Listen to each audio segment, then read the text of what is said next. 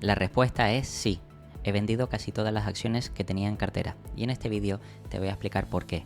Cuáles han sido esas posiciones que he vendido, qué estrategia es la que he llevado a cabo para terminar decidiendo vender todas estas posiciones. Te voy a explicar esa estrategia y cómo puedes beneficiarte, y no solo eso, sino también aprovechando las situaciones del mercado, pues cómo puedes posicionarte también para a largo plazo obtener una buena rentabilidad.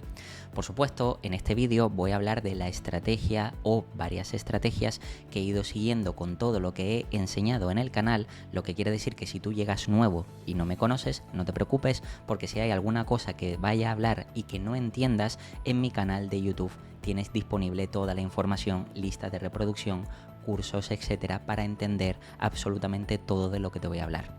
En este vídeo, por supuesto, de lo que me quiero centrar es en por qué he vendido casi todas las acciones en cartera, y precisamente para eso lo primero que hay que hacer es ver cómo está el mercado. Aquí tengo, por ejemplo, el S&P 500, donde claramente vemos que está en máximos, y en noticias recientes ya hemos visto que muchos economistas, muchos inversores, muchos youtubers o personas de redes sociales han estado avisando de que quizás con la bolsa en máximos no hay oportunidades, que quizás no es un buen momento para invertir, que quizás sería buen momento para vender todo, etcétera. Pero déjame decirte que esa no es la razón principal por la que yo he vendido mis posiciones en cartera. Aún así, sí tengo que explicar lo primero, que el S&P 500, que es el mercado, el índice de referencia del mercado, donde más o menos podemos ver la salud económica mundial, porque aquí están las principales posiciones, las 500 mayores empresas o de mayor capitalización de Estados Unidos, de las cuales muchas de ellas son las mejores posicionadas en diferentes sectores. Por tanto, esto sirve como referencia. Y lógicamente, como vemos, está en máximos. Pero recuerda que cuando la economía va subiendo, los índices van subiendo, las acciones o en este caso ETFs, S&P 500 o lo que quieras, va subiendo, lógicamente tiene que ir rompiendo nuevos máximos. Pero a nosotros no nos vale esto, sino realmente lo que tenemos que valorar es si está justificado el precio que se está pagando en relación con los beneficios que generan las compañías del mercado. Para eso, como ya te he hablado siempre en la guía de mercado, que lógicamente sirve como referencia para ver cómo está de caro o barato el mercado, aquí podemos ver que el tercer trimestre de 2025 que presentó en este caso JP Morgan, como puedes ver, y ya te he hablado en vídeos anteriores de esto, ves que a julio, a 31 de julio, lógicamente aquí podemos sacar información importante, como por ejemplo que el múltiplo actual en julio estaba cotizando a 22 veces, pero lógicamente ahora que está en máximos está todavía más caro. Es decir, que el múltiplo medio del mercado, aquí podemos ver que de media está a esas 22,3 veces, incluso que está en la parte alta, cuando ahora que el S&P 500 está todavía por arriba, es decir, a mayores máximos, lógicamente el múltiplo está por encima, más rondando las 24 o 25 veces. Y esto aparentemente, si vemos el histórico de que la media ha sido 17 veces, como puedes ver aquí, en los últimos 30 años, pues que esté a 22, 23, 24, 25, aparentemente parece que el múltiplo está caro.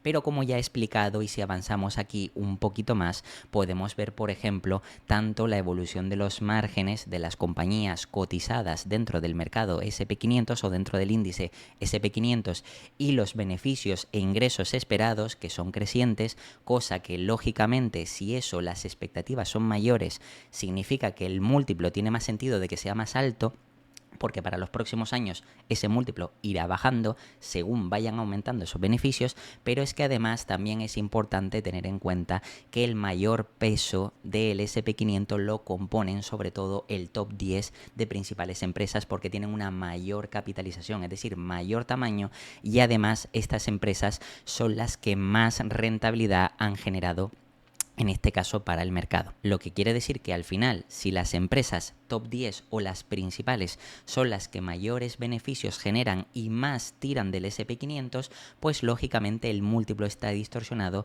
por esas compañías. Pero de esas compañías también hay que entender que no todas están caras, no todas están cotizando a múltiplos elevados. Y precisamente, aunque esta pueda ser la razón principal por la que cualquier inversor podría vender ahora mismo, no es mi razón por la que yo he vendido. el siguiente punto del que te quiero hablar, que por supuesto ahora sí que lo vas a entender.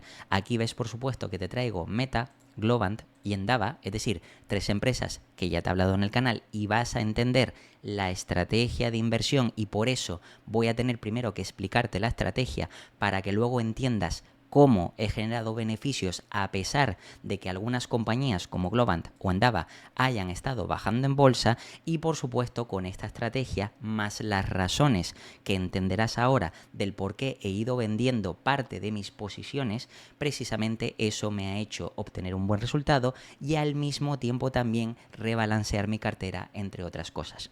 Para eso lo primero es explicarte la estrategia. Ya hemos visto que lógicamente por temas de mercado no es precisamente el por qué he vendido, no es porque el mercado esté caro, no es porque aquí en la guía de mercado me estén diciendo que realmente la cotización del mercado está elevada, pero sí es por lo que te voy a contar a continuación. Para eso voy a utilizar de ejemplo la compañía Meta y te voy a explicar todo lo que he aprendido en estos últimos años, que como sabes, este canal más o menos lleva poquitos años y poco a poco lo que he ido haciendo es subir contenido según todo lo que he ido aprendiendo, ya sea no solo de inversión en bolsa, sino de renta fija, de opciones financieras, también del sector inmobiliario y otra serie de cosas. Entonces, ¿qué es lo que he ido aprendiendo que me ha servido para aplicar diferentes estrategias y ganar dinero en momentos difíciles, complejos o de incertidumbre? Bien, con el caso de Meta, aquí te comento lo siguiente. Mirando hacia el pasado, yo sí te puedo hablar del pasado, de cosas que yo ya hice, porque ya las hice en cartera, y eso me ha servido para aprender. Y es lo que te voy a explicar a continuación. En el caso de Meta, más o menos yo empecé a invertir en esta compañía en el rango de los $320, más o menos por aquí, antes de toda la caída de 2022. ¿Qué es lo que pasó con esta compañía? Pues que lógicamente hasta que llegó a máximos y después de ahí, Meta, el equipo directivo, anunció que esta compañía iba a centrarse en invertir parte de su capital en lo que sería el metaverso, una apuesta de Mark Zuckerberg porque el metaverso iba a ser el futuro para la compañía, que le iba a generar nuevos ingresos y que lógicamente eso haría que la compañía se volviera más rentable. Sin embargo, el mercado no lo veía así, y si esto lo combinamos con los datos reales que fue presentando la compañía, en este caso aquí ves Globant porque ahora te hablaré de la compañía, pero vamos primero a la empresa de Meta. Puedes ver que si vamos, por ejemplo, aquí a la parte de estimaciones, fíjate, por ejemplo, que tenemos los años pasados y aquí mismo Meta, por ejemplo, ves que desde septiembre, aproximadamente desde el 2021, septiembre máximos, hasta abajo, hasta 2022, prácticamente estuvo cayendo y cayó un 76%. A pesar de toda la subida que estamos viendo, esta caída fue enorme y muchos inversores pensaban que esta compañía iba a quebrar porque las decisiones que estaba tomando el equipo directivo no eran las correctas, o por lo menos consideraban que no eran las correctas. ¿Qué es lo que pasó desde septiembre de 2021 hasta, como puedes ver aquí, noviembre de 2022? Bien, pues que lógicamente yo fui analizando, fui comprando, fui aplicando todos los conocimientos de la estrategia que te voy a comentar a continuación. ¿Qué es lo primero que hice yo? Bueno, aquí en este caso, en Meta, podemos ver cómo la compañía en 2021 presentó unos buenos resultados a final de 2021. Recuerda que has visto en máximos antes de 2021 en cuanto a septiembre. ¿Qué es lo que pasó? Que el equipo directivo normalmente en cada trimestre hace una conference call donde explica a los accionistas realmente no solo cómo han ido los resultados, sino las expectativas futuras de los próximos trimestres y años. Y ahí fue donde empezaron a anunciar la inversión en el metaverso. ¿Qué es lo que pasó al año siguiente? Pues que lógicamente en ingresos no crecieron tanto, pero fíjate que hubo una gigantesca caída en todo tipo de beneficios, es decir, en EBITDA, en EBIT, en beneficio neto, etcétera, etcétera, incluso en free cash flow, donde aquí, por ejemplo, podemos ver cómo el free cash flow cayó de 39.000 millones a 18.400 millones, es decir, una caída bastante bestia, como podemos ver aquí, y hay un cambio bastante drástico, como podemos ver aquí. Por tanto, esto, lógicamente, asustó al mercado, pero hay que entender, como siempre digo, hay que entender realmente lo que estamos analizando y si realmente la empresa tenía o no problemas. Para eso, me voy a la parte de Financial, como fui en su día, y aquí me fui al apartado de Cash Flow, donde ya te he explicado en la lista de contabilidad que puedes encontrar en el canal cómo analizar todo esto. En la parte del CAPEX, que sería la parte de inversión que hacen las empresas, es decir, inversión que reinvierten para incrementar la capacidad productiva del propio negocio, CAPEX sería en este caso esto de aquí, vemos como que de 2021 a 2022 prácticamente se duplicó la inversión de CAPEX, pero esta inversión, 31.000 millones, era principalmente en el metaverso, cosa que el mercado no lo aprobaba. Precisamente todo este exceso de gasto, fíjate que son muchísimos miles de millones, como puedes ver aquí. Por tanto, este dinero no se generó en Free Cash Flow porque fue directamente a reinversión en algo que el mercado consideraba que era malo, que era nefasto, que no iba a tener un buen resultado. Pero como yo ya dije en su día, si se está invirtiendo en algo que sí se le puede sacar partido, servidores, por ejemplo, esos servidores no se van a tirar a la basura, servirán para otra cosa. Dicho y hecho, porque años después sirvió para la inteligencia artificial y otras cosas. Pero como digo, esto voy a hablar más adelante. Entonces, este exceso de inversión, ¿qué es lo que hizo? Pues que la compañía, como te enseñé antes, en 2022 presentara unos malos resultados, como puedes ver, y lógicamente esto no solo había que esperar a final de 2022, sino ya el mercado se estaba anticipando con esas malas expectativas de malos resultados. Lo que quiere decir que precisamente es por eso por lo que en todo 2022 el mercado estuvo bajando y bajando y bajando la compañía. ¿Qué es lo que estuve haciendo yo? Yo lo que necesitaba hacer era lo siguiente. 1. Verificar que el metaverso servía para algo. Y para eso necesitaba dejar que pasaran trimestres. ¿Por qué? Porque como he dicho siempre, yo no soy adivino, ni yo ni nadie. Y por tanto, tengo que verificar trimestre a trimestre que lo que están haciendo tiene algún sentido. Es decir, ¿esa inversión en el metaverso va a generar beneficios o no? Que como digo, ahora si lo comparamos con inteligencia artificial, sí estamos viendo que algunas compañías generan beneficios con la inteligencia artificial, es decir, se ve con el paso de los trimestres, pero es que en este momento no se estaba viendo y yo necesitaba verlo. Punto número 1. Punto número 2, necesitaba entender en qué estaban invirtiendo, para qué y si le podían sacar partido a esa inversión de otra manera, es decir, inteligencia artificial. Con todas esas conclusiones, al final yo llegué a, digamos, la conclusión final de decir, esta compañía, fijándonos en los datos, que como te decía, para eso tienes que aprender de contabilidad, te vas a la partida del cash flow y ves que realmente la empresa en 2021 generó un beneficio neto de 39.000 millones. 39.000 millones. En 2022, 23.000 millones.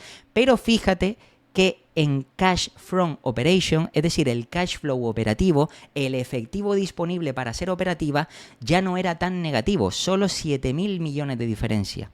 Es decir, que realmente descontando todas las partidas de no salidas monetarias, al final la empresa sigue siendo una máquina de generar flujo de caja libre. En este caso no free cash flow, sino cash flow operativo, flujo de caja. Por tanto, con 50.000 millones, si es verdad que destinando 31.000 millones a algo que el mercado considera malo, pues eso lo ven malo y tumban la cotización. Pero, ¿la capacidad productiva de la empresa ha sido dañada? No. ¿Por qué? Porque estaba generando 50.000 millones de cash flow operativo. Por tanto, ¿esto qué quiere decir? Que la empresa mantenía sus condiciones, su capacidad productiva intacta. Pero el mercado la estaba castigando y castigando y castigando cada vez más. De hecho, vistes que a finales de 2022, como veis aquí, llegó hasta prácticamente 89. Aunque aquí no se ve 90, pero realmente llegó a tocar los 89. Entonces, aquí sí. Aparentemente 2022 fue un año malo porque hicieron todo este gasto en inversión, pero la capacidad de la empresa de generar efectivo para hacer diferentes cosas no se había deteriorado. Es decir, sí había bajado un poquito, como te digo, esos 7.000 millones, pero realmente generar 50.000 millones de cash flow operativo es bastante positivo. Por tanto, aquí yo ya vi el primer indicativo. Oye, la capacidad productiva de la empresa sigue prácticamente intacta. Sin embargo, el mercado me la ha tumbado en este momento desde máximos hasta mínimos, en ese entonces, más de un 70%. ¿Qué es lo que empecé a hacer yo? una vez esta compañía, después de haber verificado trimestre a trimestre, no porque simplemente bajara el precio de cotización, ya voy comprando a lo loco. No, necesité 1 o 2 trimestres incluso para verificar y darme cuenta, entender todo esto, para decir, la capacidad productiva de la empresa está intacta. Pero el mercado la sigue bajando y bajando.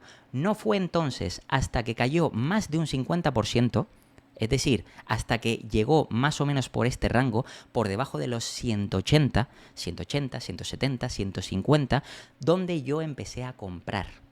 Lógicamente empecé a incorporar acciones a cartera, lo que quiere decir, como ya te he explicado en el canal, que si tú empiezas a aprovechar y comprar empresas infravaloradas, es decir, calculamos el valor intrínseco y compramos por debajo con margen de seguridad, pues obviamente lo que estamos haciendo es garantizarnos un potencial upside a largo plazo, pero es que además, si ya hemos comprado acciones de la empresa, como era mi caso, a 320, pues significa que si compraba a 350, a 150, perdón, a 120, a 100, etcétera, el precio medio iba bajando. Entonces, yo esperé a que cayera más de ese 50%. Ojo, no por simplemente ser adivino y decir, tiene que caer un 50% y compro, no, porque iba verificando trimestre a trimestre que el modelo de negocio seguía intacto y que entendía que aunque el modelo del metaverso no funcionara, la empresa seguía generando flujo de caja operativo. Es decir, el modelo de negocio core, el núcleo del negocio, seguía intacto y eso es lo que me permitió invertir con seguridad a partir de caídas del 50%. Bien, ¿qué es lo que pasó aquí? Una vez empecé a invertir con caídas superiores al 50%, la distribución de mi cartera cada vez se estaba más concentrando en la compañía de Meta. Es decir, estaba invirtiendo parte de mi liquidez cada vez más en Meta porque estaba más barata, pero más barata en función de la capacidad productiva que tenía, no en función del precio, como ya he explicado en el canal. Por tanto, yo destinaba más de mi liquidez, por tanto, el porcentaje de concentración que tenía en esta compañía era cada vez más grande. Llegó un momento en el que cuando llegó en el rango de los 100, que lógicamente a 100 significa que más o menos cuando inviertes a 100 por acción, una persona que, por ejemplo, tiene $1.000, invierte $1.000, ya puede comprar 10 acciones de esta compañía, lógicamente yo ya tenía muchas acciones acumuladas. Y aparte, como yo ya he explicado en el canal, he aplicado estrategias de opciones financieras, donde lógicamente combinando todos los conocimientos que te he enseñado en el canal, se puede sacar un rendimiento positivo incluso en situaciones desfavorables. Y este es el caso. Entonces, ¿qué es lo que pasó con Meta?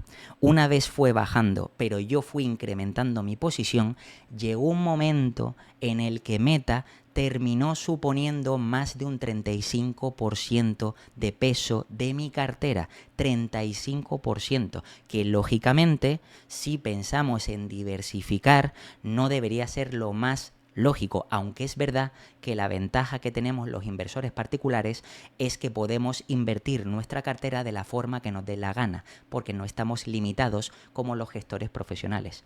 Por tanto, si en este caso yo tenía un 35% de mi cartera invertido en Meta, cosa que no era deseable, pero era necesario bajo mi criterio, porque estaba viendo poco a poco que la posición cada vez estaba con más descuento, había un mayor margen de seguridad y la compañía seguía generando flujo de caja, lo que quiere decir que con todo ese efectivo podía seguir haciendo operaciones y era simplemente por una cuestión de decisión del equipo directivo. Dejar de invertir en el metaverso, empezar a invertir en otra cosa.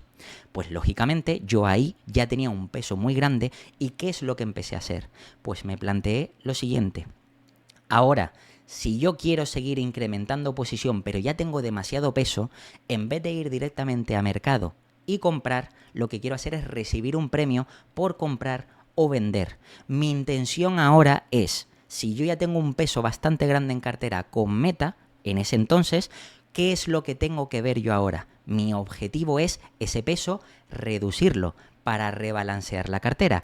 Pero ¿qué pasa? Que estamos hablando de una compañía que está en caída libre. En ese momento, desde los 378 desde máximos hasta los 90, 89, estaba en caída libre.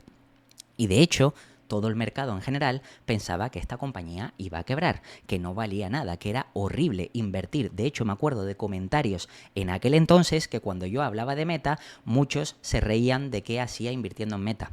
Ahora me pregunto qué estarán haciendo ese tipo de personas. Pero bueno, en este caso, fíjate que cuando esta compañía estaba cayendo, yo, como te digo, fui incrementando. Lógicamente por el análisis de la empresa, no a ciegas, sino por lo que hay detrás. Una vez yo tenía todo ese peso, mi objetivo siguiente era, voy a intentar no comprar más, porque sí, podría seguir comprando más, porque como te digo, como inversor particular puedo tener el porcentaje que me dé la gana de la empresa que me dé la gana. Si quiero tener una empresa en cartera, pues la tengo y nadie me tiene que decir nada, precisamente porque no tengo limitaciones ni regulaciones ni nada. Cada uno como inversor particular toma sus propias decisiones, pues en este caso yo no tengo ninguna limitación. Pero aún así yo quería tener cierta diversificación. Es por eso por lo que me planteé, bueno, ahora no voy a seguir comprando, sino lo que voy a hacer es empezar a hacer o ventas de put o ventas de call. Pero ¿qué es lo que pasa? Que a partir del 50% yo ya empecé a poner en práctica las ventas de call. ¿Cómo? Haciendo el cálculo de qué precio necesito vender esta compañía para que, a pesar de que haya caído, yo, si compro más abajo y bajo mi precio medio, si vendo, tengo la obligación de vender, me llevo una prima y además me aseguro que la venta, el cómputo global, me sale en beneficios. Y te pongo un ejemplo. Yo había comprado a 320, como te dije, por aquí, más o menos. Luego empecé a comprar con un 50% de descuento sobre los 160, 150, de ahí para abajo empecé a comprar. Y con cada caída del 25-30% iba comprando y comprando y comprando. Bien, ¿esto qué quiere decir? Que si yo, por ejemplo, compro con un 50% de descuento, si yo tenía 320 y comprara, hipotéticamente, porque por supuesto entiendo que cada uno compra más, compra menos, lo que sea. En este ejemplo, que es un ejemplo teórico, para que lo entiendas, si yo compré a 320 y compro a la mitad, que sería en este caso unos 160, quiere decir que si compro las mismas cantidades, pues el precio medio me iría a la mitad, el punto medio entre las dos inversiones. Si compro más abajo, pues el precio medio me baja más. Y lógicamente, a medida que voy comprando más abajo, mi precio medio va bajando. Entonces, si yo, por ejemplo, cuando estaba sobre los 150, 160, compré y de 320 a lo mejor me bajó a 260, a 250, piensa lo siguiente. La acción ahora mismo estaría en ese entonces a 150, 160. Yo, con las opciones financieras, me podría comprometer, por ejemplo, a vender las acciones a 200, a 220, a un año, a año y medio, a 2 años, y cobrar una prima por ese compromiso, por esa obligación. ¿De cuánto? Dependiendo de la volatilidad, que en el caso de Meta, que estaba cayendo a plomo y que había mucha negatividad, como la volatilidad era alta, las primas eran elevadas. Por tanto, se podría incluso generar, en el caso de Meta, en aquel entonces, rentabilidades por primas de entre el 15 y 18%. Cosa que eso es atractivo porque quiere decir que si cobrabas esas primas, al final esa prima compensa las pérdidas que estás teniendo en cartera. Y al final, de forma absoluta, puedes convertir una pérdida de una posición en una posición ganadora. Por tanto, ¿qué es lo que hice yo? A medida que fui comprando, es decir, destinando más liquidez, al mismo tiempo adquiría compromisos, obligaciones con ventas de call para vender todo ese exceso de liquidez que estaba poniendo, pero recibiendo primas a cambio. Por tanto, yo hacía los cálculos para decir, si está a 150, pues vendiéndola a 200 más la prima, al final me sale que lo vendo con ganancias por encima de mi precio medio. Pero si es que luego vuelve a bajar más, invierto, me bajo el precio medio y vuelvo otra vez con otra venta de call, lógicamente vuelvo a recibir otra prima y vuelvo a mirar el cálculo y digo, ¿qué es lo que necesito? Pues que si mi nuevo precio medio ahora son 150, 140 y el precio, imagínate que volví a comprar a 100, pues lógicamente yo digo, de aquí a un año, de aquí a 6 meses, de aquí a un trimestre o lo que sea, dependiendo del plazo, me comprometo a vender estas acciones a este precio y yo teniendo en cuenta ese precio de venta que sobre el papel está en pérdidas porque está por debajo del precio de medio que había conseguido. Por tanto, si está por debajo del precio medio, yo sobre el papel estaría vendiendo en pérdidas, pero tengo que sumar todas las primas que he ido acumulando, que lógicamente eso pues hace que al final la rentabilidad neta absoluta pueda ser positiva. Entonces ahí empecé a hacer eso. A medida que iba bajando e iba incrementando la posición, iba haciendo ventas de call, principalmente también. Ventas de put, algunas se me iban ejecutando, lo que quiere decir que compraba más abajo y encima recibía primas, lo que quiere decir que me ayudaba a compensar todavía más las pérdidas. Y después de eso, yo lo que hice es, cuando ya conseguí un precio medio lo suficientemente bajo, luego, a medida que iba subiendo el precio, con ventas de call me iba deshaciendo de la posición. ¿Hasta qué? Hasta tener una posición razonable, ya no del 35%, sino más o menos lo que yo tenía en mi cabeza, entre el 5, 8, 10%. Y eso es pues lo que he mantenido en meta hasta ahora.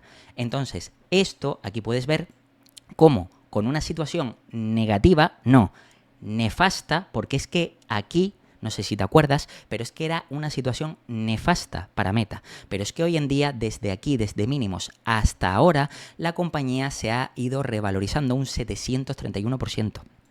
Es decir, prácticamente multiplicar por 8 veces tu inversión de la inversión que hayas invertido en el punto más bajo, que lógicamente no todo el mundo invierte en el punto más bajo. Y como te digo yo fui comprando poco a poco a medida que fue bajando y fui cobrando primas para ir compensando. Al final, ¿esto qué quiere decir? Que después de un tiempo, yo prácticamente de forma neta no tuve que esperarme como haría una persona que compra aquí y que se tiene que esperar todo este tiempo de aquí. Si compras aquí, te tienes que esperar más o menos hasta aquí, es decir, 2 años completos para empezar a generar beneficios. A partir de aquí, no, sino en este caso, a medida que vas comprando más abajo, ojo, sabiendo lo que vale la empresa, cuál es su valor intrínseco en función de su capacidad productiva, que como te enseñé antes, el cash flow que podía generar Meta seguía siendo altísimo. Su negocio core era muy bueno, es y ha sido muy bueno. Y eso siempre ha estado intacto. Por tanto, todo esto me permitió que realmente después, prácticamente por aquí, sobre los 180, 190 más o menos, yo ya en cuanto a posición neta ya estuviera ganando por todos lados.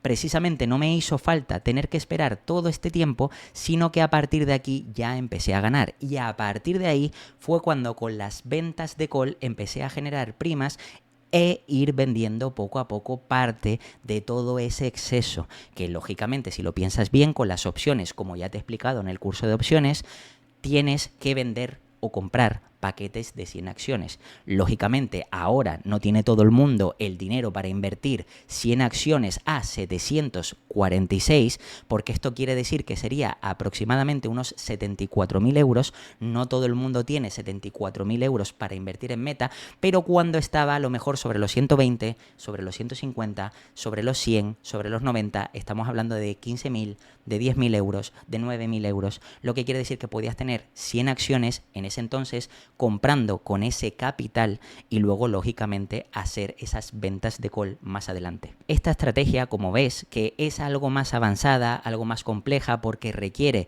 que entiendas de la empresa, es decir, del subyacente y también de las opciones financieras, requiere que entiendas de ambas cosas, pero que si sabes aplicarlo correctamente, pues entenderás que puedes sacarle un mayor beneficio incluso cuando estás en un periodo negativo, porque como te digo yo, es que sobre los 180, 190, más o menos cualquier otro inversor seguiría estando en pérdidas, mientras que en este caso has convertido o he convertido yo en este caso pues una posición perdedora en una posición que me dé beneficios gracias a las primas, gracias a comprar a un precio más bajo, ojo, no por el precio, sino por el precio en relación a los beneficios que puede generar la compañía y que la compañía, como te decía, seguía generando cash flow operativo muy alto, 50.000 millones generó en 2022, como te enseñé.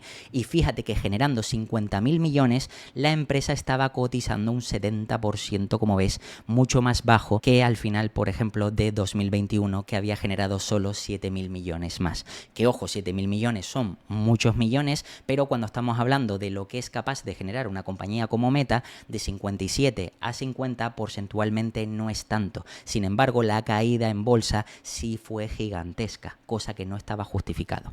Bien, pues este mismo principio, es decir, esta misma estrategia, también aplicada a todo el sector IT y la mayoría de empresas que he tenido en cartera, es lo que llevo haciendo durante 2 años. Es decir, durante todo este tiempo, en estas compañías que ya has visto que claramente estas empresas en el último año han caído bastante, empresas que yo te he hablado como Globant y que he tenido en cartera, Endava también, Nagarro, EPAM, Accenture, Capgemini, es decir, hay muchísimas empresas, Infosys, Cognizant, etcétera. Hay muchas empresas dentro del sector IT que lógicamente toda la comunidad de YouTube conoce muy bien estas empresas, son muy seguidas por muchos youtubers, inversores, gestores, etcétera, pero lo cierto es que nadie te comenta qué es lo que hay que hacer en estos momentos difíciles.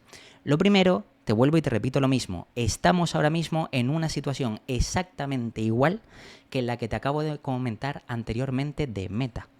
Ahora mismo, para muchas personas, el sector IT es un sector prohibitivo, un sector que está acabado, que la inteligencia artificial lo va a quitar, que no va a servir para nada, que las empresas son inútiles. Incluso he leído muchos comentarios de personas que ya se están cansando de esperar durante tantos años por las caídas. Por ejemplo, en el caso de Globant, desde máximos que luego habría que mirar si realmente tenía sentido haber invertido en máximos, pero desde máximos esta compañía, por ejemplo, tiene 80%, o aquí, que este sería el máximo, desde aquí sería incluso más de 80%, como puedes ver. O empresas, por ejemplo, como Endava, que desde máximos, aquí puedes ver que esta empresa tiene una caída superior al 91%. Que ojo, aquí también tenemos que hablar de varias cosas. ¿Realmente tiene sentido ver la caída que tiene esta empresa desde máximos cuando a lo mejor en esos precios son precios en los que jamás deberíamos invertir si realmente sabemos lo que estamos haciendo? Es decir, si a lo mejor aquí en máximos estas compañías, como te voy a enseñar ahora, estaban cotizando a 70, 80, 90 veces, ¿tiene sentido que nosotros más o menos calculemos toda la caída absoluta cuando normalmente no deberíamos invertir a esos múltiplos jamás, en ningún caso, y da igual el crecimiento esperado? Pues lógicamente, fíjate que si vamos aquí a Ticker para ver, por ejemplo, el caso de Globant, aquí podemos ver, por ejemplo, qué es lo que ha pasado con estas compañías. Fíjate, por ejemplo, que si me voy al apartado de valoración, y en este caso me voy a la parte del PER para ver el múltiplo, aquí, por ejemplo, podemos ver que sobre 2020, finales de 2020, mediados de 2020, hasta principios de 2022, esta compañía llegó incluso a cotizar hasta 86 veces, 86 y 90. Y ojo, yo te he hablado en este canal de que esta es una de las mejores del sector IT, pero 80 veces no debes pagarlo ni loco. Ni por esta empresa ni por ninguna, porque es un completo disparate. Por tanto, ¿tiene sentido realmente irnos aquí al punto máximo y realmente comparar la caída que ha sufrido la compañía, como ves ahí, del 80% desde aquí, desde noviembre de 2021? Que vamos aquí y efectivamente aquí vemos 5 de noviembre de 2021, la misma fecha, cotizando 85 veces. Pues no tiene ningún sentido. ¿Por qué? Porque si tú has hecho las cosas bien, lógicamente deberías de haber invertido en esta empresa por el crecimiento esperado, como mucho 30 o 35 veces si crecía a 25 o 30%. Es decir, de este rango, fíjate que aquí está la línea de 40 de aquí para abajo. Entonces, esto quiere decir que ya nuestra caída máxima no debería ser jamás esta de aquí, del 80%. En ningún caso debería ser eso. Y si tu caída en cartera por estas compañías son del 80%, es que no has invertido, has especulado. Bien, una vez he aclarado esto, lo importante es decir, vale, ¿qué ha pasado ahora con estas compañías? Que por supuesto también han caído en bolsa y han caído bastante. Globant, EPAM, Endava, Nagarro, Accenture, etc. Y te pongo estas como ejemplos porque son un paquete de empresas que casi todas he vendido o todo o la gran mayoría. Y te voy a decir por qué. Principalmente por el mismo principio que te he explicado antes con Meta. La sobreponderación. Cuando yo invierto en una empresa, en un sector, más o menos yo de cabeza puedo decir, en este sector entero, a lo mejor no quiero invertir más de un 20, 25, 30%. Pero si ya, a lo mejor, alguna de estas compañías que me siguen pareciendo interesantes y ya como te he explicado en el canal, tienen enormes vientos de cola, incluso algunas como Globant, que están bien posicionadas con la inteligencia artificial dentro de la rama de consultoras IT con inteligencia artificial, pues lógicamente tendrán mayores beneficios, mayores vientos de cola a largo plazo.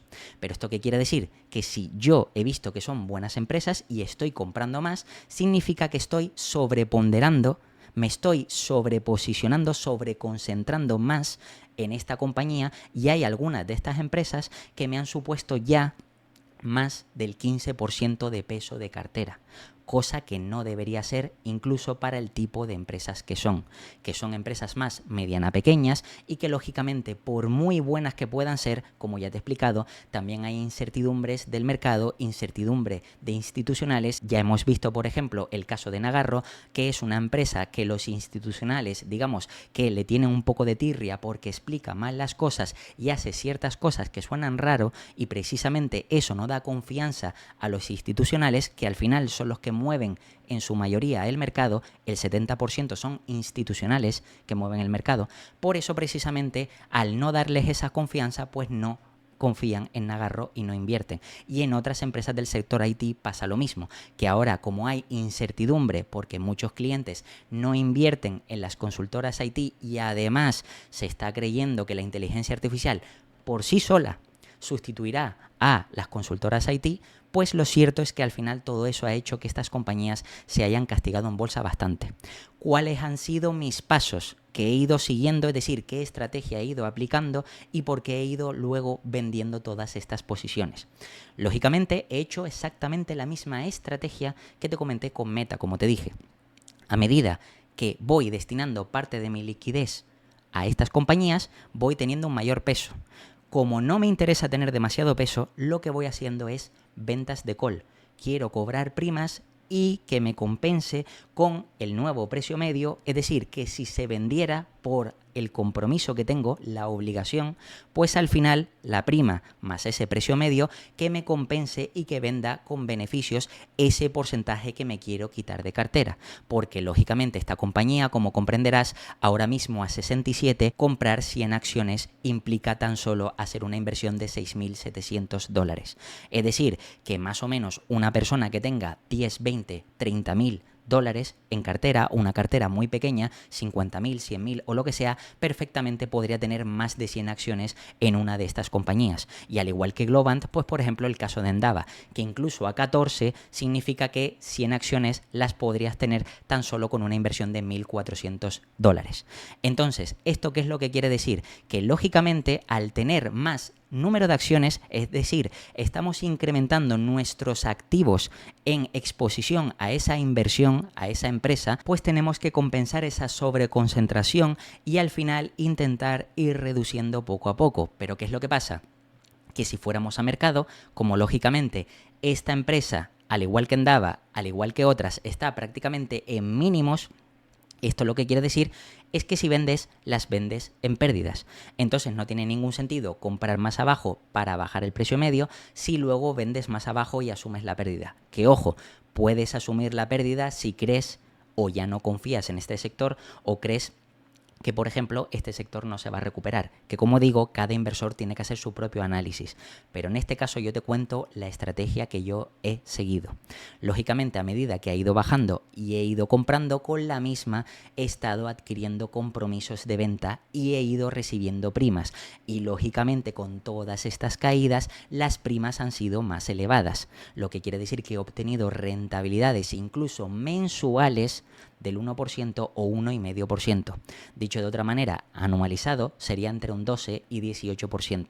Y también no solo mensuales, sino a un trimestre, sino a 6 meses, etcétera, etcétera. Todo esto, ¿qué es lo que ha hecho? Pues que no solo comprando más abajo bajo mi precio medio, sino que esas primas también, aunque mi precio medio se siga manteniendo sobre el papel, realmente de forma neta yo estoy bajando mi precio medio real porque mi rentabilidad pasará a positiva mucho antes, ya que he ido cobrando primas por el camino. Entonces, ¿qué es lo que ha pasado? Que prácticamente ahora yo, por todo el peso que he tenido en la mayoría de estas compañías, me ha interesado vender la mayor parte de estas posiciones. ¿Por qué? Por ese sobrepeso, esa sobreexposición y al mismo tiempo que las pérdidas ya no son tan grandes o incluso, en la gran mayoría, como es el caso de Globant, ganancias, cobrando esas primas más comprando cada vez a menos. ¿Y qué es lo que me he quedado al final? Pues me he quedado con un peso razonable de entre el 3 y 5%, que es lo que más o menos desde un principio yo tenía pensado asignarle a cada una de estas compañías. Lógicamente, empresas como Globant sí me las he quedado en cartera, empresas como Endava sí me las he quedado en cartera, empresas como Nagarro me las he quitado de cartera y lógicamente, dependiendo de qué empresa, viendo también un poco cómo es la parte de institucionales, por eso te comentaba antes de lo de Nagarro, o también empresas como Globant, que le veo más potencial, Endava o incluso Epand, que se ha estado reestructurando y que ahora parece que va a presentar cada vez mejores resultados, pues lógicamente quiero mantener un peso para beneficiarme del crecimiento a futuro.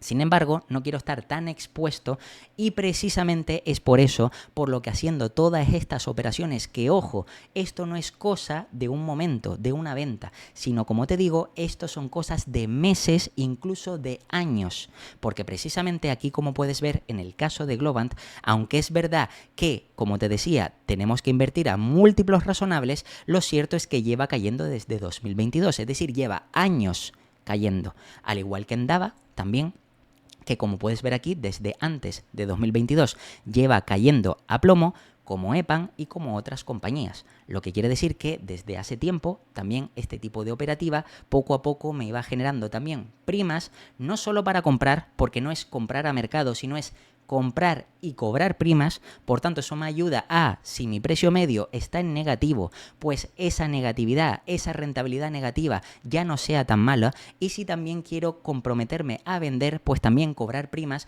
para seguir reduciendo esas pérdidas, hasta que llega un momento, que ha sido casualmente estas últimas semanas atrás, cuando ya definitivamente he llegado en algunas posiciones a terreno positivo. Es decir, que no estoy perdiendo y que con eso ya puedo perfectamente vender casi todas mis posiciones sin miedo a asumir pérdidas, precisamente porque el balance medio me sale positivo y vuelvo a mantener mi inversión. Ahora bien, tú dirás, claro, pero es que el tiempo ha ido pasando y durante todo este tiempo, aunque al final hayas no perdido dinero, lo cierto es que has dejado de ganar en otras inversiones y eso no es del todo correcto. Y te voy a explicar por qué. Aquí voy a llegar a un paso más allá y te voy a hablar de los nuevos proyectos que ya he comentado en el canal, que te he estado hablando de que estoy en paralelo llevando varios proyectos, no solo de inversiones en bolsa, sino de otras cosas, porque como ya te he comentado, soy asesor financiero, pero también soy inversor, por tanto hago coinversiones con otros inversores y no solo en inversiones en bolsa, gestión patrimonial, sino también inversión inmobiliaria, no solo en España, sino también en Dubái y otros países, y por supuesto todo esto también son oportunidades y hay que mirar el conjunto de cartera, no solo del portfolio de inversión en renta variable, sino toda la cartera patrimonial. Es decir, muchas veces la mayoría de inversores siempre comparan únicamente su índice de referencia, el SP500, pero el problema es que la referencia no puede ser esa si, por ejemplo, todo tu patrimonio está diversificado en muchas cosas. Por ejemplo, si tienes diversificado en el sector inmobiliario, si tienes diversificado en renta fija, si tienes diversificado en renta variable, no tiene sentido que todo tu patrimonio lo compares con el índice de referencia SP500. Eso sí, si podrías comparar a lo mejor el índice de referencia con tu cartera de renta variable, pero no tiene sentido compararlo con la renta fija, no tiene tampoco sentido compararlo con la parte inmobiliaria, porque por ejemplo, si tú estás invirtiendo en el sector inmobiliario y consigues un 10% de rentabilidad por alquileres, pues lógicamente si lo comparas con la media histórica del SP500 del 7-8%, siempre estará batiendo al mercado y tampoco tiene mucho sentido porque son dos tipos de inversiones diferentes. Por tanto, aquí hay que mirar la cartera en conjunta y es precisamente por eso por lo que te digo que al final, de forma genérica, a mí me ha salido positivo. ¿Por qué? Porque también hay que buscar oportunidades de inversión. Fíjate, y te he estado hablando de todas estas compañías, no solo precisamente porque sea casualidad, sino porque está bien pensado, precisamente por lo que te voy a comentar a continuación. Estas empresas, Globant, Endava, EPAM, Nagarro, Accenture, etcétera, el sector IT, totalmente castigado, pero el SP500 en máximos y en la guía del mercado está a un múltiplo exigente. De hecho, muchos diciendo que incluso se debería desinvertir, se debería de vender, simplemente porque está a un múltiplo exigente. Y ya está. Vale, aquí es lo importante. Primero, estamos viendo que a pesar de que el múltiplo medio del mercado del SP500 esté elevado, hay oportunidades.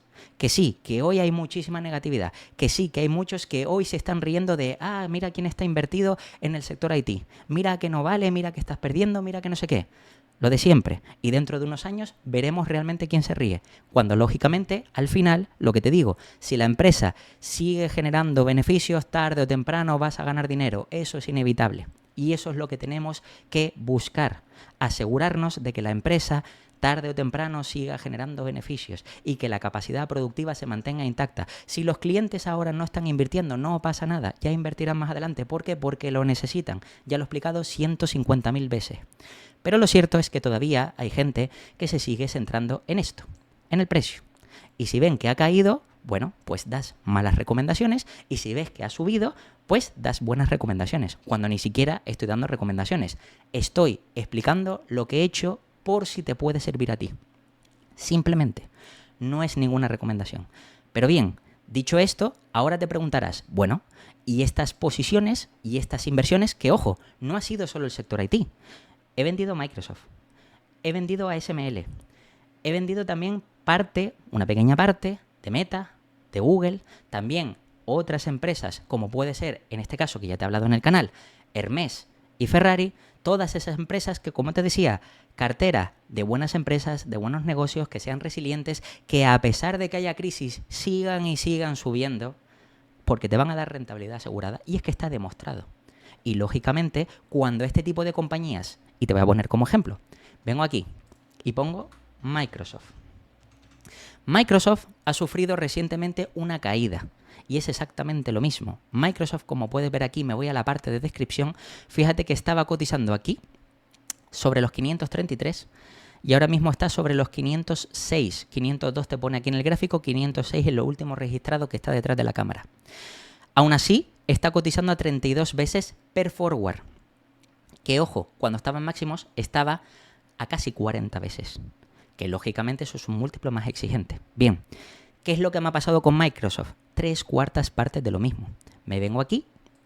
¿Qué pasó con esta compañía cuando estaba hace unos meses? Ojo, que no te tienes que ir años atrás. Hace unos meses, cuando el SP500, fíjate, vamos a unir cosas.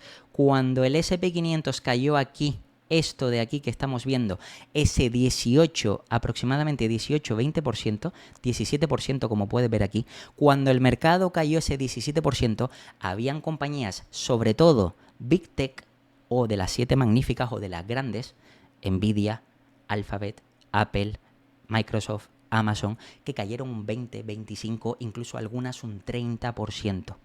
¿Qué es lo que se hace en esos momentos? Pues lo que te he explicado. Si tú conoces esos negocios, si tú entiendes su modelo de negocio, su capacidad productiva y ves que son buenos negocios, si el mercado te los ofrece con un 30% de descuento, ¿qué vas a hacer? ¿No invertir? Pues claramente sí, pero eso implica que luego vuelves a tener una mayor concentración en este tipo de compañías. ¿Cuál es la siguiente estrategia? Volver a balancear tu cartera. Una vez va subiendo y obtienes beneficios por ese extra de inversión que te ha permitido bajar el precio medio, o comprar más, según lo veas, pues lógicamente una vez sube, pues ya tienes que volver a equilibrar la cartera, que es lo que he hecho con Microsoft, 3/4 partes de lo mismo. Está por aquí, sobre los 374, 300 y pico, yo más o menos creo recordar que compré sobre los 380 y tantos, 390, no fue exactamente el punto inferior, pero por ahí más o menos, y a medida que fue subiendo ya empecé a poner ventas de call. ¿Por qué? Porque precisamente eso lo que me permitía, teniendo el capital disponible ya con más de 100 acciones acumuladas, porque Microsoft ya venía de atrás, pues lógicamente eso me permite decir, quiero vender parte del excedente toda esa inversión para que no suponga un peso demasiado grande, ¿qué es lo que hago? Ventas de call, me comprometo a venderlo más arriba, sobre todo cuando me asegure de que el múltiplo está exigente. Ojo, exigente a corto plazo, pero no quiero vender toda la posición completa porque no quiero renunciar al rendimiento que me puede dar esta empresa a largo plazo. Por tanto, no voy a mercado y vendo toda la posición a 32 veces o a 50 veces free cash flow, que como he explicado, el free cash flow está distorsionado por la cantidad de reinversión que está haciendo este tipo de empresas en inteligencia artificial. Pero en este caso no hago eso, no. Lo que quiero hacer es rebalancear la cartera y lo hago, si tengo más de 100 acciones, precisamente vendiendo paquetes de call, ventas de call. ¿Para qué? Para ir cobrando primas, ganar extra, que esos extras también me sirven, ¿para qué? Para compensar las pérdidas de otras posiciones que tengo en cartera. El ejemplo, sector IT, por ejemplo.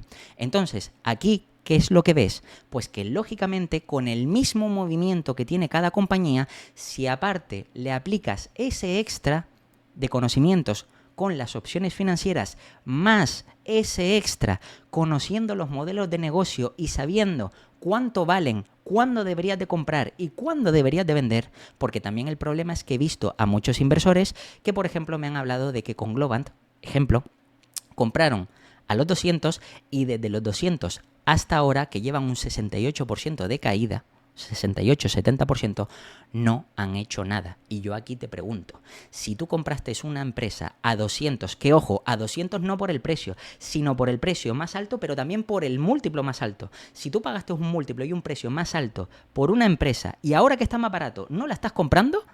Claramente es que no entiendes lo que estás haciendo, que has especulado. Porque lógicamente si tú entiendes algo y ves que algo es bueno, si te lo ofrecen más barato, lo compras con los ojos cerrados. Pero tienes que saber que es lo mismo, mejor, pero más barato. Entonces ahí, con esa seguridad, inviertes. Pero si no inviertes, entonces es que quizás la inversión que hiciste no era tan segura. Y es por eso, por lo que es tan importante, como digo siempre, saber lo que se está haciendo. Sobre todo, no porque al final todas las operaciones nos tengan que salir positivas, porque nadie en bolsa todo lo hace positivo. De hecho, ya he explicado en el canal los errores típicos de inversión, de los cuales muchos de ellos yo los he cometido y por eso he aprendido, y con los errores es con lo que podemos aprender, y gracias a eso, a esas pérdidas, a esos errores, podemos aprender, mejorar y seguir avanzando. Pues en este caso, con estas compañías, sucede exactamente lo mismo.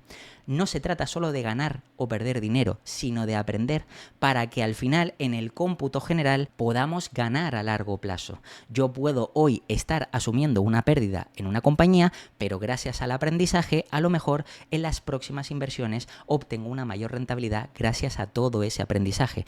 Y con todo el conocimiento que te he ido explicando en el canal de opciones financieras, de contabilidad, de valoración, etcétera, etcétera, todo eso es simplemente lo que tienes que aplicar para poner en práctica esta estrategia que te estoy explicando. Y aquí viene la clave.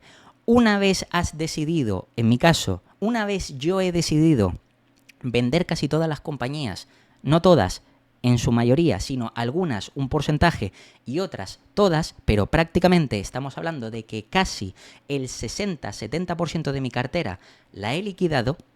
Y lógicamente esas ventas me han supuesto ganancias y pérdidas, pero de forma balanceada, más o menos han sido ganancias en todo y de forma neta ganancias, cosa que a pesar de estas caídas he terminado ganando dinero. Ahora la pregunta es, ¿y por qué has vendido? Es decir, ¿qué es lo que vas a hacer con toda esa liquidez? Pues lógicamente aquí, como te decía, vienen los siguientes proyectos y aquí te muestro uno de ellos. Aquí, por ejemplo, ves un proyecto de lo que sería un CRV o un flipping. Como te he explicado, yo hago inversiones inmobiliarias, otros proyectos en paralelo, donde ya en el canal he hablado de inversiones en Dubái, pero también aquí quiero aprovechar y hablar también de las inversiones, no solo en España, sino también en todas las partes del mundo, que es el sector inmobiliario. En el sector inmobiliario se puede comprar, reformar y alquilar, comprar, reformar y vender, se puede hacer una transformación de local a vivienda, se puedan hacer muchísimas cosas. Inversión en trasteros, inversión en garajes, etcétera, etcétera. Todo esto del sector inmobiliario se puede rentabilizar y lógicamente como inversión patrimonial, como gestión de cartera global, tenemos que buscar la mejor inversión para nuestra cartera, rentabilizarla de la mejor manera posible. Y como te he explicado en el curso reciente que te he explicado de finanzas personales, una de las cosas que es uno de los mayores problemas que yo también he sufrido y por eso te lo he explicado, es la falta de liquidez. Cuando vamos a invertir en una empresa o vamos a invertir en una oportunidad y no tenemos capital para invertir porque nos falta liquidez, tenemos que aprender a generar liquidez, cosa que a mí las opciones financieras me han permitido generar una liquidez adicional que no solo he compensado pérdidas, sino que además he tenido liquidez para volver a reinvertir en otras oportunidades. Pues en el caso del sector inmobiliario, aquí estás viendo lo que sería un flipping, comprar, reformar y vender.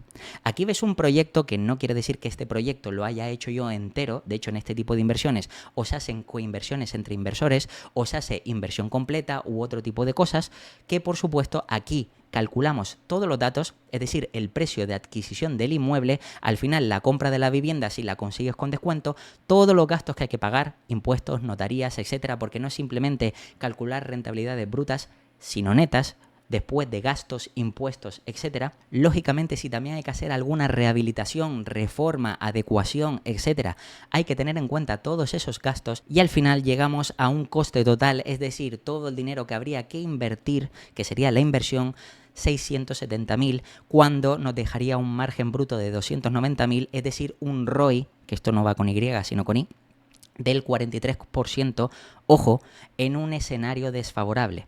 Aquí en el sector inmobiliario, a diferencia, por ejemplo, de la bolsa, donde todo es generalmente en el mercado más especulativo, porque la mayoría de agentes económicos que invierten en el mercado son especuladores, se mueven por impulsos, por noticias macroeconómicas, etcétera, y por tanto hay muchos más desfases, mientras que en el sector inmobiliario todo se tiene más controlado, es decir, se sabe cuál es el precio por metro cuadrado de la zona, se sabe también cuánto vale la casa, es decir, el precio de compra, los impuestos que tienes que pagar dependiendo de la zona en la que estés, también por supuesto si tienes que hacer alguna rehabilitación, alguna reforma, cuánto capital vas a destinar, por supuesto pidiendo presupuesto, todo esto lo sabes de manera anticipada, por tanto con un pequeño margen de error puedes saber más o menos con cuánto beneficio te puedes quedar finalmente. Y aquí estamos hablando de que ahora mismo, como te he enseñado, con el mercado caro como está, pues ahora te pregunto, si como muchos inversores que han dicho que ahora mismo la bolsa está cara, el S&P 500 está caro y cuesta encontrar oportunidades de inversión, que incluso muchos de vosotros en la ventana de comunidad ya me dejasteis que realmente es difícil encontrar nuevas oportunidades de inversión, pues en este escenario yo te pregunto, ¿qué inversión en bolsa te puede dar en un escenario desfavorable un 43% de rentabilidad? Y en un escenario favorable un 72% de rentabilidad. Ya te lo digo yo, ninguna. ¿Y sabes por qué? Porque además, encima, este tipo de proyectos, además, el ROI se calcula anualizado. Pero es que este proyecto en concreto está destinado a que dure entre 8 y 10 meses. Y además, te digo, no solo este proyecto, que ahora mismo está en activo, sino de aquí para atrás ya he estado invirtiendo en proyectos similares a este, donde he conseguido 30, 35, 45, 40% en 6, 8 o 10 meses. Es decir, que incluso si lo anualizara, sería todavía más. Entonces, mirando la cartera global, aquí es donde empiezas a entender, oye, yo he estado invertido en un sector, le veo potencial a este sector, pero al principio invertí a un precio más elevado, como es el caso del sector IT, empresas como Globant, EPAM, Nagarro, etcétera, etcétera. Entonces, si yo voy comprando más abajo y voy recibiendo primas, la pérdida la voy mitigando, la voy reduciendo y voy bajando mi precio medio. Al final, mi objetivo es volver a tener una cartera rebalanceada. Por tanto, todo ese excedente extra más toda la nueva liquidez en prima que he ido cobrando me sirve para que cuando salga otra nueva oportunidad, ojo, dentro y fuera de la renta variable, como es el caso aquí del sector inmobiliario, poder aprovecharlo. ¿Y qué es lo que pasa? Que si he generado liquidez suficiente para invertir en este tipo de proyectos, que aquí, como ves, no necesitas tú invertir 670.000. Lógicamente tú puedes, si tienes el capital, hacer toda la inversión completa y te llevas todo el porcentaje para ti. Pero si inviertes un porcentaje de lo necesario, es decir, si aquel proyecto, por ejemplo, cuesta 670.000, pues lógicamente si tú inviertes un 10%, te vas a llevar el 43% de ese 10% que has invertido. ¿Por qué? Porque el ROI, y esto ya te lo expliqué en un vídeo comparando el ROI con la TIR, la diferencia entre la rentabilidad anualizada y la rentabilidad sobre el capital invertido también se aplica aquí en el sector inmobiliario. Puedes ver que al final la rentabilidad real que obtienes es este 43, 57, 72. Y ojo, normalmente en este tipo de inversiones, CRVs o flipping, comprar, reformar y vender, se intenta buscar como objetivo rentabilidades superiores a 25%. Entonces, aquí ves que realmente tienes muchísimas opciones. Yo en el canal ya te he hablado de renta fija, te he hablado de opciones financieras, te he hablado de acciones, te he hablado del sector inmobiliario, te he hablado incluso del sector inmobiliario pero específico en Dubái, donde de forma hiperconservadora consigues una rentabilidad de doble dígito y sin esfuerzo. Encima con los crecimientos que tiene solamente el país de entre el 10 y 15% más dependiendo de la zona. O sea, hay muchísimas oportunidades. Como ves, es un abanico gigantesco. Y no tienes que estar solamente condicionado a la inversión en renta variable o a la inversión en acciones. ¿Por qué? Porque aquí es donde te voy a comentar un error que yo he cometido, que creo que la mayoría de inversores que invertimos en bolsa cometemos y que no nos damos cuenta. La inversión en bolsa es para invertir a largo plazo. Largo plazo es más de 10 años. Si no estás dispuesto a invertir a más de 10 años, ni siquiera deberías de plantearte invertir a largo plazo en bolsa. ¿Qué es lo que pasa? Que la mayoría lo que quiere son beneficios a corto plazo. La mayoría lo que necesita es capital, liquidez. De hecho, incluso vamos a aterrizarlo. Si hablamos en términos reales, por ejemplo, en España, salario mínimo, 1.000 y pico euros, 1.080, 1.050, no lo sé. Si con eso, más o menos, cualquier persona media le cuesta llegar a fin de mes, es difícil que genere ahorro. Si no genera ahorro, ¿cómo va a invertir? Y si no genera ahorro para invertir, ¿cómo va a revalorizarse durante 10, 15 o 20 años? No sirve de nada. ¿Cuál es el objetivo principal? Ya te lo expliqué en la clase de finanzas personales. Ingresos, el primer pilar. Si no hay ingresos para que te sobren ahorros para poder invertirlos, no sirve de nada que sepas invertir. Porque si no tienes nada que invertir, da igual los conocimientos que tengas. Por tanto, prioridad. Incrementa tus ingresos. Y si con tu trabajo no puedes, genera otra fuente de ingreso, como el sector inmobiliario, como el dividendo. ¿Por qué? Porque yo soy el primero que me he dado cuenta que sí, es verdad que la revalorización en una empresa, en una inversión que te da un 15% anual, mientras no vendas, no pagas impuestos. Pero ¿cuál es la realidad? Que la mayor parte de los inversores que empiezan con poco capital necesitan liquidez. Y con esa liquidez, pues con el excedente de esa liquidez, sí pueden permitirse invertir sin tener problemas. Es decir, una persona que cobra 1.000 euros al mes, 12.000 al año, si de repente cobrara un extra, por ejemplo, de 2, 3 o 4.000 euros, entre dividendos, entre a lo mejor, por ejemplo, sector inmobiliario o lo que sea, ya no estaría cobrando 1.000 euros, sino en absoluto, a lo mejor estaría cobrando 1.200, 1.300, 1.400. Entonces ya se puede plantear, a lo mejor, separar 100 euros de ahorro que vaya destinado a inversión todos los meses, que eso es luego la regla que te dicen. Si tú no entiendes de bolsa, puedes apartar 100, 200, 300 euros al mes y, por ejemplo, invertirlo de forma sencilla en un fondo indexado. Es decir, inviertes en el SP500 y obtienes ese 8, 9, 10%. Entonces, eso sí tienes la posibilidad de revalorizar parte de tu capital. ¿Por qué? Porque primero has generado liquidez, ingresos, es decir, de esos ingresos creas ahorro y con ese ahorro lo destinas a inversión. Pero si al final ni siquiera tienes para eso, entonces, ¿para qué quieres centrarte en aprender a invertir si no tienes capital para invertir? Porque tampoco vale tener, oye, yo tengo 20.000 euros y los invierto y luego no hago nada. Imagínate que tú inviertes los 20.000 euros y luego la bolsa cae un 30%. Como no puedes hacer nada más, A lo mejor si tarda 2 años en recuperarse, tú estás así 2 años de brazos cruzados. No puedes hacer nada. Y te has comido un 30% y por no tener un excedente en ingresos, no puedes aprovechar esas caídas para luego recuperarte antes y obtener una revalorización mayor a futuro. Que al final esa es la clave.